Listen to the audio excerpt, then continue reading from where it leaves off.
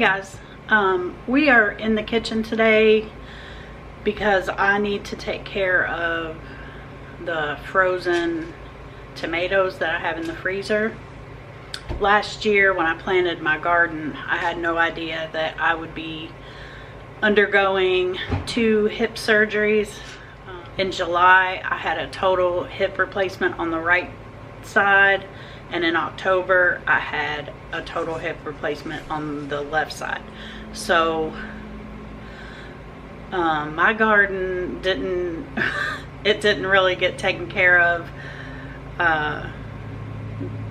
the way I normally would have, because I just couldn't get out there. Perry would pick stuff out of the garden, and I had a friend come over and help me can green beans, but it was just too much to do everything. So I just had him put any tomatoes that we weren't eating fresh into the freezer.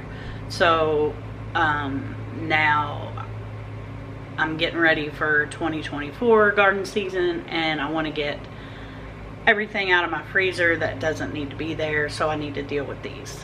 What I'm planning on doing is doing Mrs. Wage's pasta sauce. We like it very well. I use her chili base. I've used her salsa before. I'm not the biggest fan of it. Perry likes it, but I like fresh salsa, so I eat salsa when tomatoes are fresh and all the things are fresh. So that's when I eat most of the salsa that we make from the garden. But he likes it. There was something I wanted to try this year. It was something else with tomatoes. Oh, I think she has a pizza sauce. I might try that, but because I know the pasta sauce is excellent. So anyway, that's what we're gonna do today. I plan on taking them straight from the freezer to the roaster oven, cooking them down a little bit, and then running them through the food mill to remove all the skins and seeds. And then I'll boil that down till the consistency that I like, and then I'll follow the directions on the Mrs. Wage's packet to can them. The pasta sauce has citric acid in it, so it's okay to water bath can that. So let's go get this done and get it behind us and move on to the 2024 garden season. I can't wait. I just got all these tomatoes out of my freezer. I think there's like 12 bags, about like this. Most of them are aromas, so I'm gonna deal with these today. So let's get started. I'm gonna put them in my 18 quart roaster oven and get them started thawing and cooking, and then we'll put them through the food mill. Well, I put as many as I could put in my roaster, and I have 3 bags left. So as these cook down, I will add these to the pot and get these cooking so I can get them through the food mill. Let me show you what food mill I'm gonna use. Okay, so this is it. So it's just it's a pot kind of with a hole in it. It's got 3 different size screens here, and then this clips on to these 2 things, and then you just crank it. You put the tomatoes in there, crank it, and it's pretty easy. I think you crank it both directions, one way and then the other way and then back the other way until you get all the skins and seeds off. So let's get busy and get this done. Alright, so this is the remnants of the skins and seeds, and they're pretty dry. It got all the pulp and the juice, and I'm just gonna feed these to the chickens. This is how much I ended up with out of all of those gallon bags of tomatoes. So I'm gonna simmer them and thicken them up because they're pretty thin.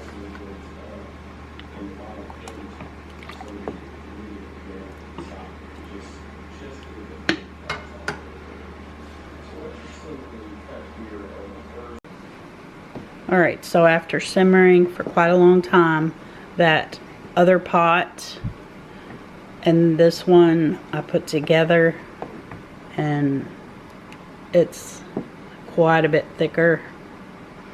I put my Mrs. Wages in here and simmered it for 25 minutes. You just follow the directions on the packet, and this is what those packets look like. I'm sure you've seen them, but it's really, really good spaghetti sauce.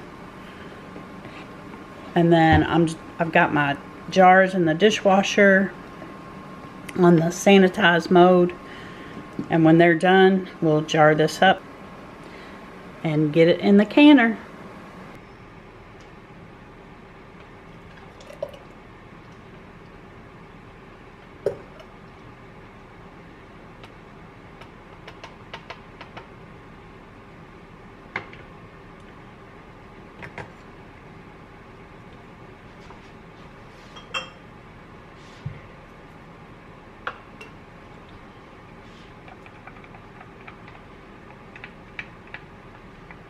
Bubble.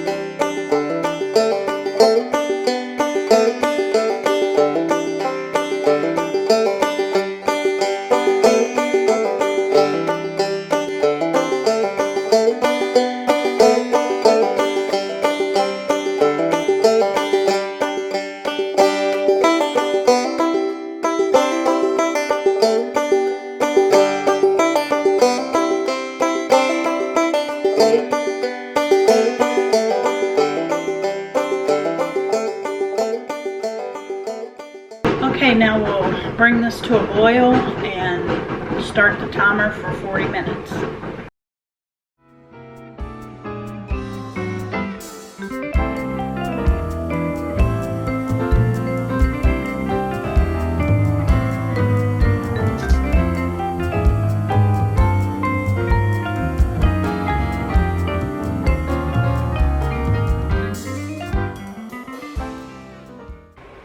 Hey guys, well, it's the next day. I let the jars sit the rest of the day yesterday and overnight, and I removed the rings, washed the jars, and labeled them. Checked the seals, they all sealed.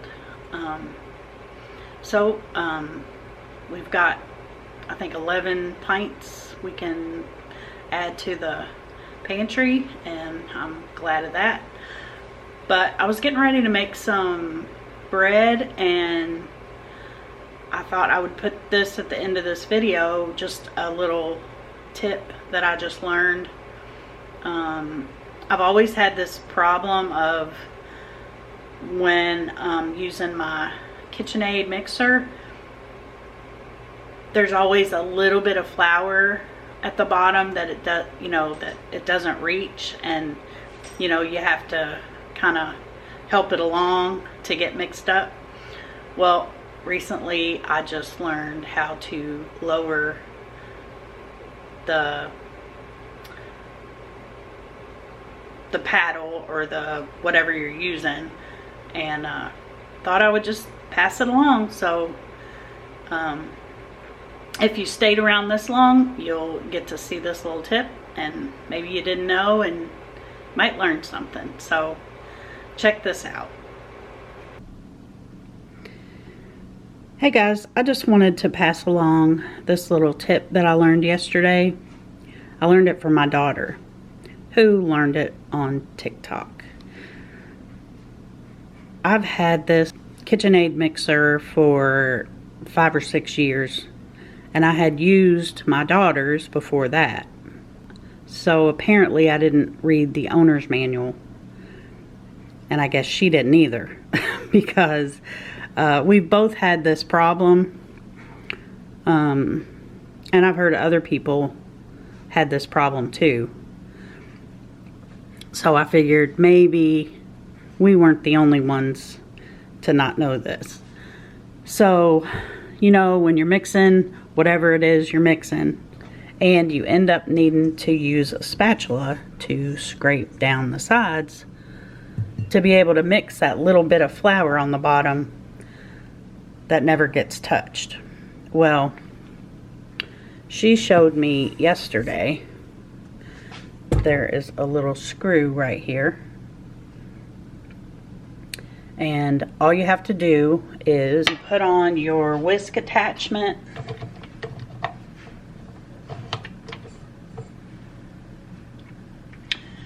and you lower it. Let me turn this on. I don't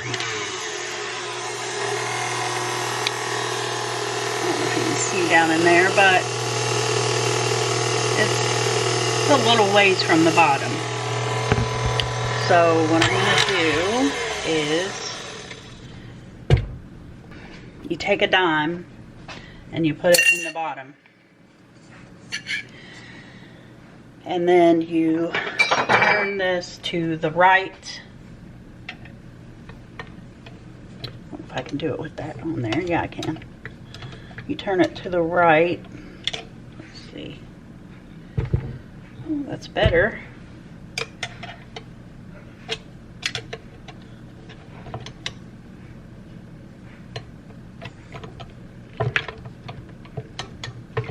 To lower it. And you turn it on. And if it moves the dime,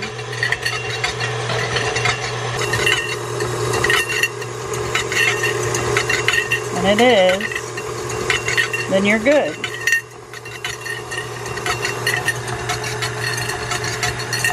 So for those of you who haven't read your owner's manual either, and I'm assuming it's in there, there's a little tip to adjust your KitchenAid mixer.